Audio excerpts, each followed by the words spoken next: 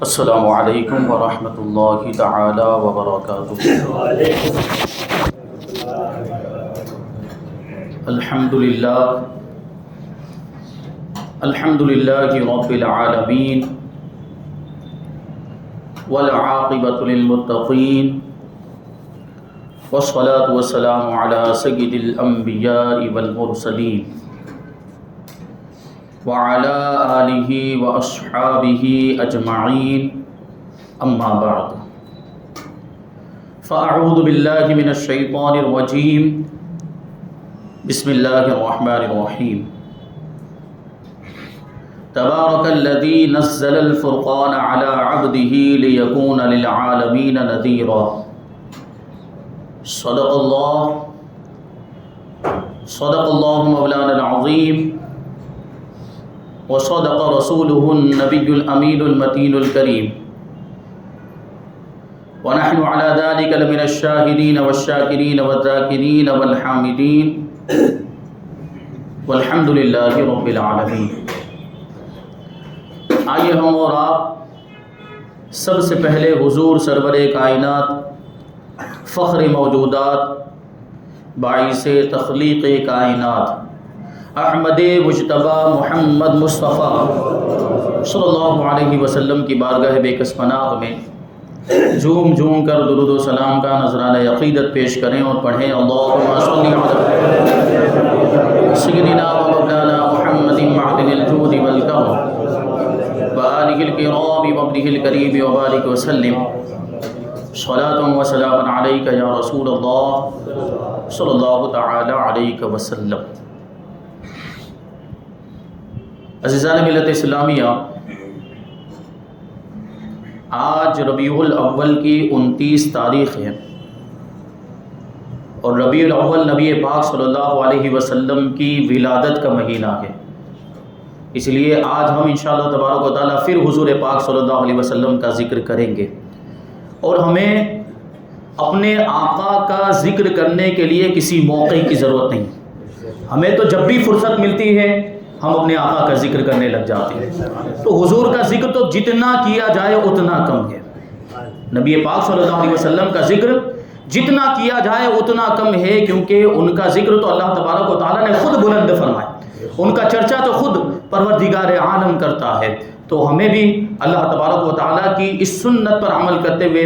جب بھی موقع ملے، جب بھی فرصت ملے، نبی پاک صلی اللہ علیہ وسلم کا ذکر کرتے ہی رہنا چاہیے۔ تو آج ہم نبی پاک صلی اللہ علیہ وسلم کی رسالت کے بارے میں کچھ باتیں سماعت کریں گے کہ حضور پاک صلی اللہ علیہ وسلم کی رسالت عام ہے، یعنی حضور صلی اللہ علیہ وسلم سارے انسانوں کے لیے رسول بنا کر بھیجے گئے، اور صرف انسانوں کے لیے نہیں بلکہ حضور پاک صلی اللہ علیہ وسلم انسانوں کے علاوہ جنات کے لیے، فرشتوں کے لیے، جانوروں کے لیے، پتھروں، یہاں تک کہ درختوں کے لیے بھی رسول بنا کر بھیجے۔ سبحان اللہ۔ جب دیگر انبیاء کرام کا ذکر کیا اللہ تبارک و تعالیٰ نے قرآن مجید کے اندر، تو یوں ارشاد فرمایا کہ وما ارسلنا من رسول الا بلسان قومہ، کہ ہم نے جو بھی رسول بھیجے ہیں تو وہ ان کی قوم ہی کے زبان میں، یعنی وہ ان کی قوم ہی کی زبان بولنے والے تھے۔ مطلب تھا کہ دیگر انبیاء کرام جو ہوتے تھے رسولان اعظام، وہ کسی خاص قوم کے لیے بھیجے جاتے تھے، کسی خاص علاقے کے لیے بھیجے جاتے تھے، یا کسی خاص وقت کے لیے ان کو مبعوث کیا جاتا تھا۔ جیسے قرآن مجید کے اندر حضرت وَإِلَىٰ عَادٍ أَخَاهُمْ هُودًا، حضرت ہود علیہ السلام کے بارے میں ارشاد فرمایا کہ قوم عاد کی طرف ان کے ہم قوم، انہی کی قوم میں سے حضرت ہود علیہ السلام کو نبی بنا کر بھیجا۔ وَإِلَىٰ ثَمُودَ أَخَاهُمْ صَالِحًا، اور قوم سمود کی طرف حضرت صالح کو، جو ان کی ہی قوم سے تعلق رکھنے والے تھے، نبی بنا کر بھیجا گیا۔ اور جب حضرت موسیٰ علیہ السلام کو بھیجنے کی باری آئی تو اللہ تبارک و تعالیٰ ان کے تعلق سے یوں ارشاد فرماتا ہے کہ ثُمَّ بَعَثْنَا مِن بَعْدِهِم مُوسَىٰ بِآيَاتِهِ إِلَىٰ فِرْعَوْنَ وَمَلَئِهِ، کہ پھر ان کے بعد، یعنی ان رسولوں کے بعد، ہم نے موسیٰ کو اپنی نشانیوں کے ساتھ فرعون اور اس کی قوم کی طرف مبعوث فرمایا۔ تو یہ بھی دیکھیں حضرت موسیٰ علیہ السلام بھی ایک مخصوص قوم کے لیے مبعوث ہوئے۔ پھر حضرت ابراہیم علیہ السلام کا تذکرہ کرتے ہوئے اللہ تبارک و تعالیٰ یوں ارشاد فرماتا ہے کہ وَتِلْكَ حُجَّتُنَا آتَيْنَاهَا إِبْرَاهِيمَ عَلَىٰ قَوْمِهِ، یہ ہماری حجتیں ہیں، یہ ہماری دلیلیں ہیں جو ہم نے ابراہیم کو ان کی قوم پر عطا فرمائے۔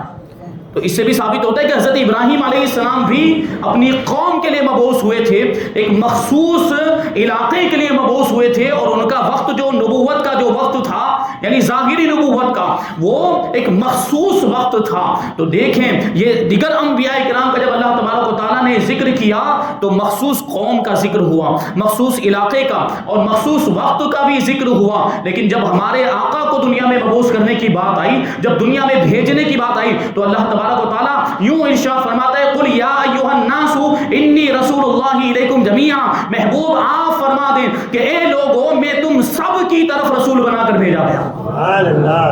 یعنی صرف قوم کا ذکر نہیں، سارے لوگوں کا ذکر ہے کہ میں سارے لوگوں کے لیے رسول اور نبی بنا کر بھیجا گیا۔ دوسرے مقام پر اللہ تبارک و تعالیٰ اپنے محبوب کے بارے میں یوں ارشاد فرماتا ہے، وما ارسلناک الا کافۃ للناس بشیرا ونذیرا ولکن اکثر الناس لا یعلمون ولکن اکثرهم او کما قال اللہ تبارک و تعالیٰ، کہ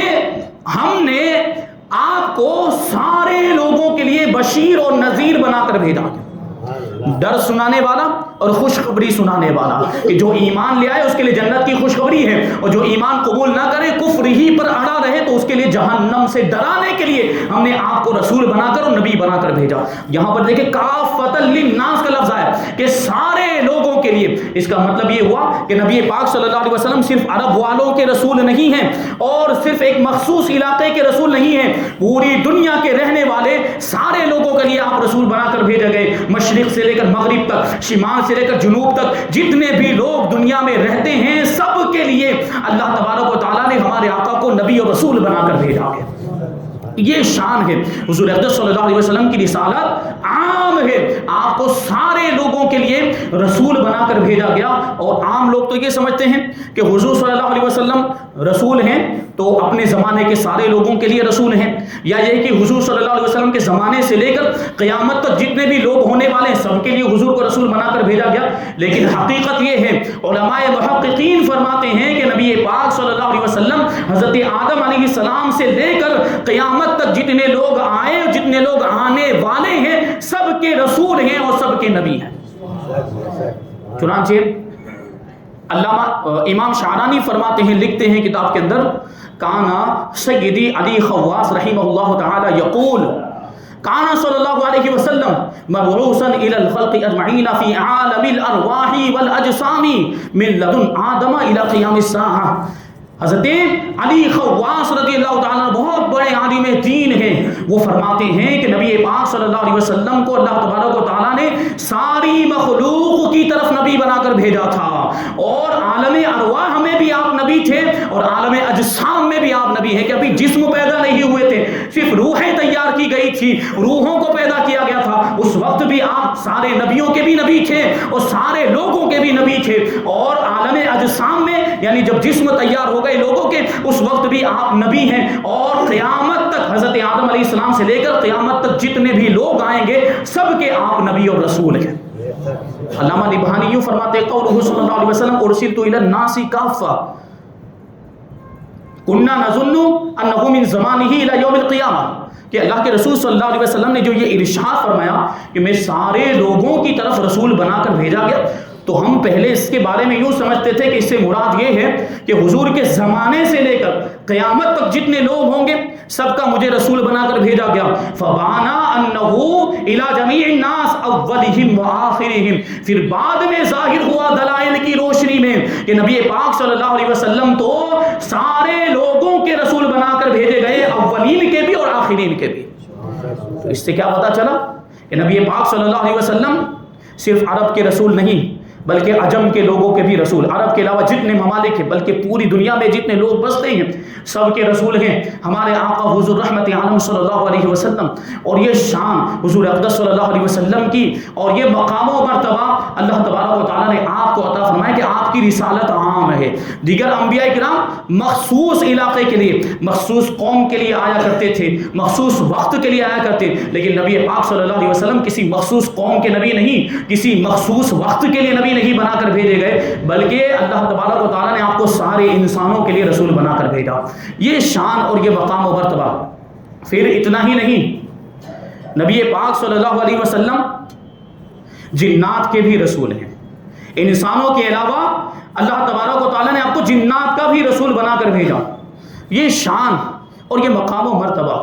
اللہ تبارک و تعالیٰ نے آپ کو سارے نبیوں پر بھی فضیلت عطا فرمائی, سارے رسولوں پر فضیلت عطا فرمائی. جنات کا بھی رسول بنایا, فرشتوں کا بھی رسول بنایا, یہاں تک کہ پتھروں کا, درختوں کا, جانوروں کا بھی آپ کو رسول بنایا.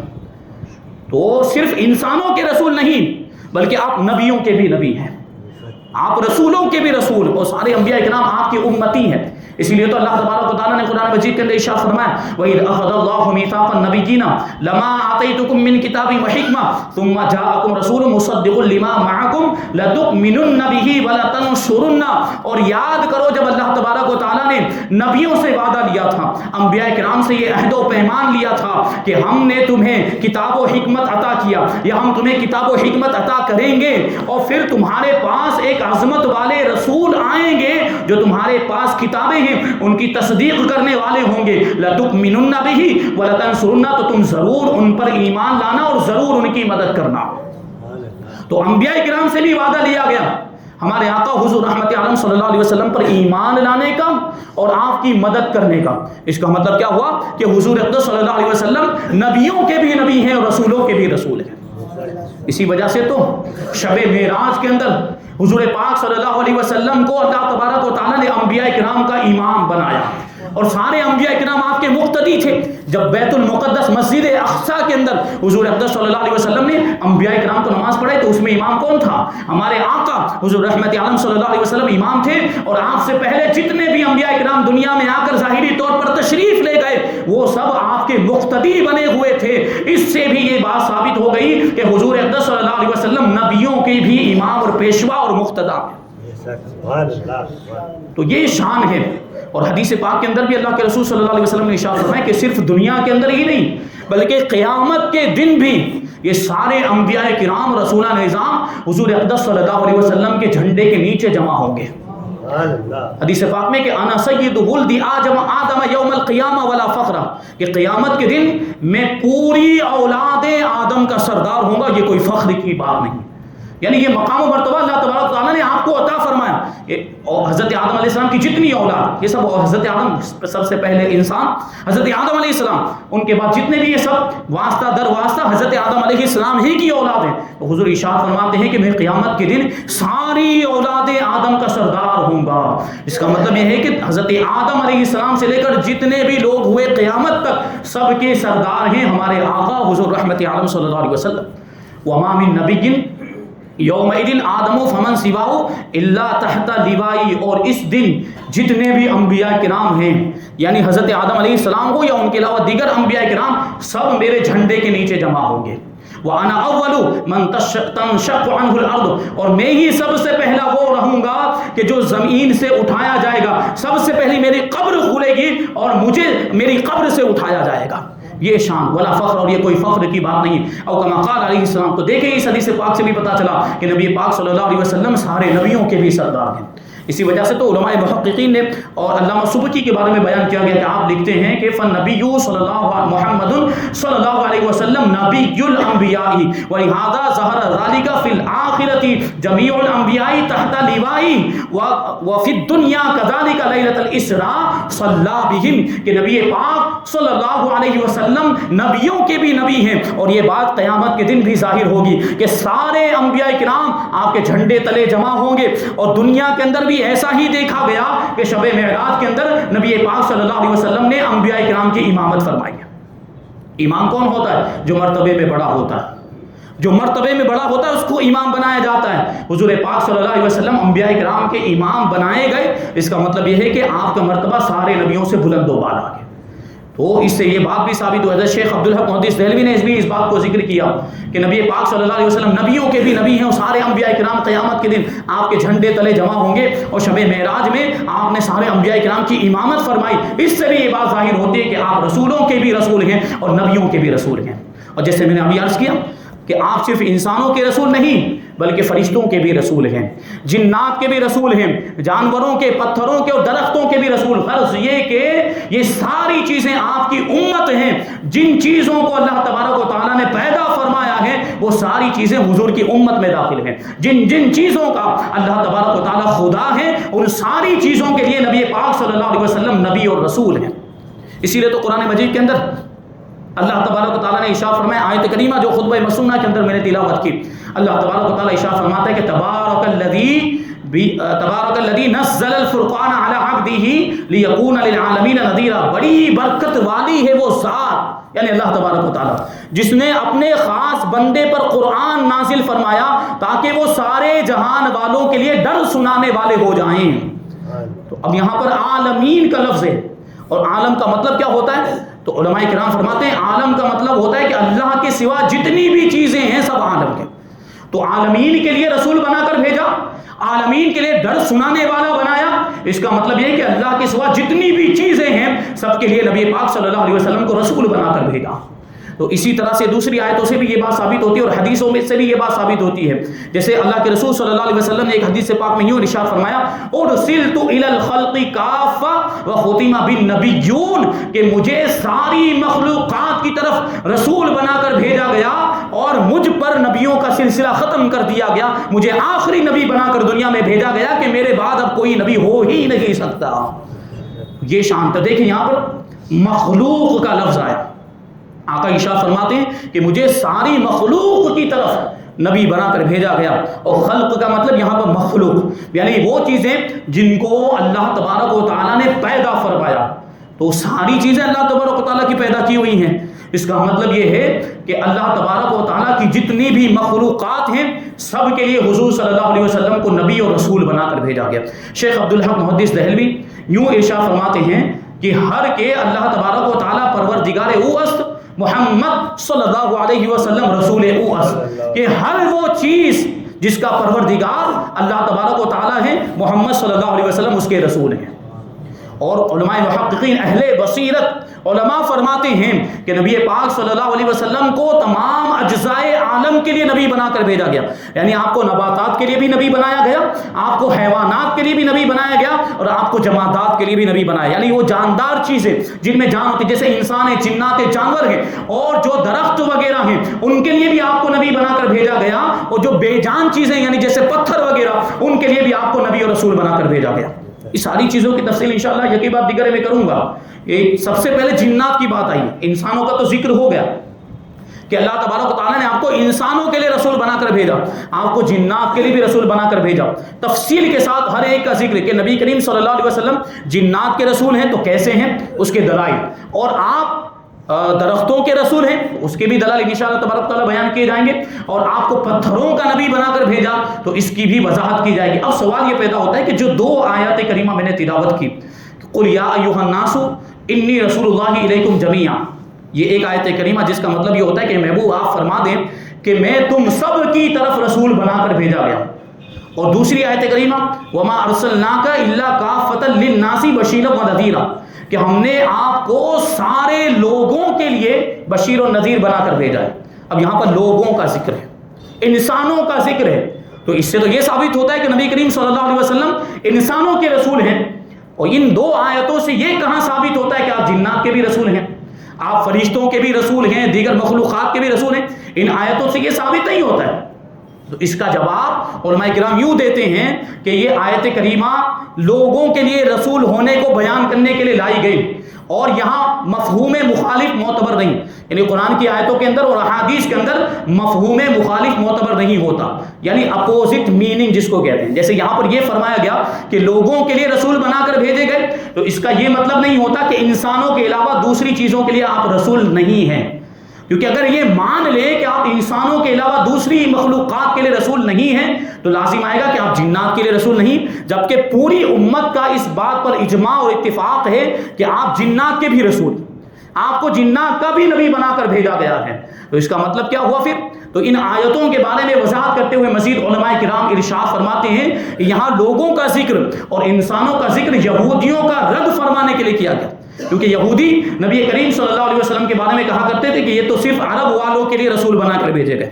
حضور کے بارے میں کہتے تھے کہ یہ تو صرف عرب والوں کے نبی ہے، تو ان کا رد کرنے کے لیے اللہ تبارک و تعالیٰ ارشاد فرماتا ہے کہ محبوب صرف عرب والوں کے نبی نہیں ہیں بلکہ سارے انسانوں کے نبی ہیں۔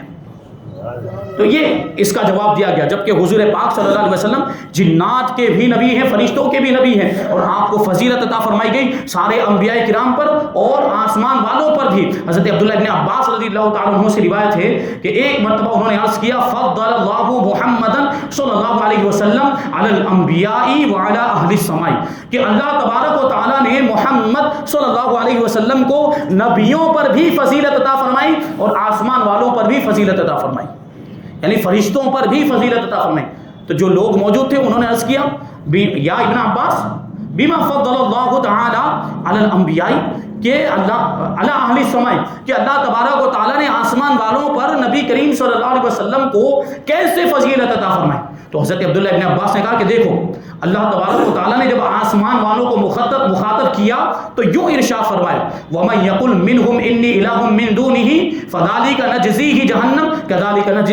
نَجْزِي الظَّالِمِينَ، کہ اگر آسمان والوں میں سے کوئی یہ کہے کہ میں اللہ کے علاوہ معبود ہوں، خدا ہوں، تو ہم اسے جہنم میں سزا دیں گے اور ہم ظالموں کو ایسے ہی سزا دیا کرتے ہیں۔ یعنی جب آسمان والوں کا ذکر ہوا تو اس طرح عتاب والے الفاظ میں اللہ تبارک و تعالیٰ نے ان کا ذکر کیا، لیکن جب اپنے حبیب کو مخاطب کیا، جب محمد صلی اللہ علیہ وسلم کو آپ نے اللہ تبارک و تعالیٰ نے حضور کو مخاطب کر کے ارشاد فرمایا تو یوں کہا انا فتحنا لك فتحا مبینا لیغفر لك اللہ ما تقدم من ذنبك وما تاخر، کہ بے شک ہم نے آپ کو کھلی ہوئی فتح عطا فرمائی تاکہ ہم آپ کے صدقے میں آپ کے اگلوں کے بھی گناہوں کی بخشش فرما دے اور آپ کے بعد آنے والوں کے بھی گناہوں کی بخشش فرما دے۔ تو اس سے پتہ چلا کہ حضور صلی اللہ علیہ وسلم کو آسمان والوں پر بھی فضیلت حاصل۔ پھر لوگوں نے پوچھا کہ اللہ تبارک و تعالیٰ نے حضور کو انبیاء پر کیسے فضیلت دی؟ تو حضرت ابن عباس نے ارشاد فرمایا کہ دیکھو نبیوں کے بارے میں اللہ تبارک و تعالیٰ نے یوں ارشاد فرمایا کہ وما ارسلنا برسول الا بلسان قومہ، کہ جب ہم نے جس بھی رسول کو بھیجا تو اپنی قوم کی زبان ہی میں بھیجا، یعنی مخصوص قوم کے لیے بھیجا۔ لیکن جب رسول اللہ صلی اللہ علیہ وسلم کا ذکر کیا تو یوں ارشاد فرمایا کہ وما ارسلناک الا کافۃ للناس، کہ میں نے تمہیں سارے لوگوں کے لیے رسول بنا کر بھیجا۔ ارسلہ الی الانس والجن، حضرت عبداللہ ابن عباس آگے ارشاد فرماتے ہیں کہ اللہ تبارک و تعالیٰ نے حضور کو انسانوں کا بھی رسول بنا کر بھیجا اور جنات کا بھی رسول بنا کر بھیجا۔ تو حضرت عبداللہ ابن عباس کی اس حدیث پاک سے بھی یہ بات ثابت ہو جاتی ہے کہ حضور صلی اللہ علیہ وسلم انسانوں کے بھی رسول ہیں اور جنات کے بھی رسول ہیں۔ واقعات کی روشنی میں دیکھیں تب بھی یہ بات ثابت ہوتی ہے۔ ایک مرتبہ اللہ کے رسول صلی اللہ علیہ وسلم طائف سے واپس ہو رہے تھے تو بطن نخلہ نام کی ایک جگہ ہے، وہاں پر حضور صلی اللہ علیہ وسلم نے قیام کیا، وہاں پر رکے، رات کو ٹھہرے۔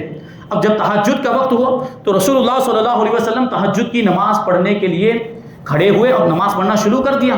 اور نماز کے اندر حضور صلی اللہ علیہ وسلم نے قرآن کی تلاوت شروع کر دی، قرآن پڑھتے جا رہے ہیں اور بلند آواز سے حضور صلی اللہ علیہ وسلم قرآن شریف پڑھ رہے تھے۔ تو نصیبین کے جنات کا ایک گروہ وہاں سے گزر رہا تھا، تو انہوں نے حضور صلی اللہ علیہ وسلم کو دیکھا قرآن شریف تلاوت کر رہے، تو وہ لوگ ٹھہر گئے اور قرآن شریف کو سننے لگے۔ حضور صلی اللہ علیہ وسلم جو قرآن کی تلاوت کر رہے تھے وہ قرآن پاک کی تلاوت کو جنات بڑی توجہ کے ساتھ سنتے رہے اور قرآن شریف ان کو بہت پسند آیا،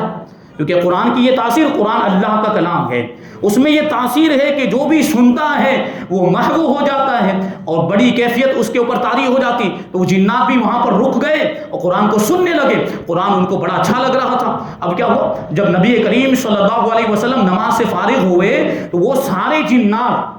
کی جو جماعت تھی، جو گروہ تھا، حضور کی بارگاہ میں انہوں نے اپنے آپ کو ظاہر کیا۔ یہ جنات لطیف جسم ہوتے ہیں، ویسے نظر نہیں آتے، وہ جب چاہتے ہیں لوگوں کے سامنے ظاہر ہوتے ہیں۔ تو انہوں نے اپنے آپ کو نبی پاک صلی اللہ علیہ وسلم کے سامنے ظاہر کیا اور سارے کے سارے جنات کلمہ پڑھ کے مسلمان ہو گئے قرآن شریف سننے کی برکت سے۔ پھر نبی پاک صلی اللہ علیہ وسلم نے ان کو بنیادی تعلیم دی اور پھر حکم دیا کہ تم اپنی قوم کی طرف جاؤ، کیونکہ چند جنات تھے اور ان کی قوم نصیبین میں رہا کرتی تھی۔ تو وہاں ان کو حکم دیا کہ تم جاؤ اور اپنی قوم میں جا کر اسلام کی تبلیغ کرو، اپنی قوم کو بھی اسلام کی دعوت دو کہ وہ بھی اسلام قبول کر لیں، ایمان لے آئیں، اور ان کو جا کر ڈر سناؤ۔ اس کو سورہ احقاف کے اندر یوں ذکر کیا کہ وَإِذْ صَرَفْنَا إِلَيْكَ نَفَرًا مِنَ الْجِنِّ يَسْتَمِعُونَ الْقُرْآنَ فَلَمَّا حَضَرُوهُ قَالُوا أَنصِتُوا فَلَمَّا قُضِيَ وَلَّوْا إِلَىٰ قَوْمِهِم مُنذِرِينَ، کہ یاد کرو جب ہم نے جنات کے ایک گروہ کو آپ کی طرف پھیرا، جنات کی ایک جماعت کو آپ کی طرف پھیرا، یستمعون القرآن، جو بڑی توجہ کے ساتھ بڑے غور سے قرآن سن رہے تھے، فلما حضروہ، جب وہ وہاں پہنچے، جب وہ وہاں حاضر ہوئے، قالوا انصتوا، تو آپس میں ایک دوسرے سے کہنے لگے خاموش ہو جاؤ، خاموش ہو جاؤ، تاکہ قرآن کو ہم اچھی طرح سن سکیں۔ فلما قضی، اور جب قرآن کی تلاوت مکمل ہو گئی، ولوا الی قومہم منذرین، تو ایمان لانے کے بعد اپنی قوم کے پاس لوٹے ان کو ڈر سنانے کے لیے اور ان کے درمیان جا کر اسلام کی دعوت دینے کے لیے۔ اب جب یہ اپنی قوم کے درمیان پہنچے کہ جنات جو مسلمان ہو گئے تھے،